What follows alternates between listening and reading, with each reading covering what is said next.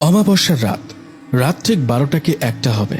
দুইজন ছেলে হেঁটে যাচ্ছে কবরস্থানের দিকে, কারণ তাদের নতুন কবর হওয়া কোনো কবর থেকে সেই লাশের মাথা কেটে নিয়ে আসতে হবে। আপনারা হয়তো ভাবছেন রাতের বেলা ছেলে দুটো কবরস্থানে লাশের মাথা কাটতে আসছে কেন। শোনেন তাহলে। এই ছেলে দুটো খুব ভালো বন্ধু। পরিবেশ ও পরিস্থিতিতে খাপ খাওয়াতে না পেরে দুজনেই বেছে নেয় খুব অন্ধকার একটা জীবন। দুজনেরই মাথায় আসে জিন বশ করার নেশা।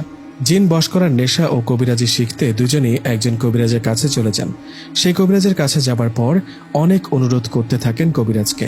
কবিরাজ যেন তাদেরকে তার শিষ্য বানায়, তাদেরকেও যেন কবিরাজি শেখানো হয়।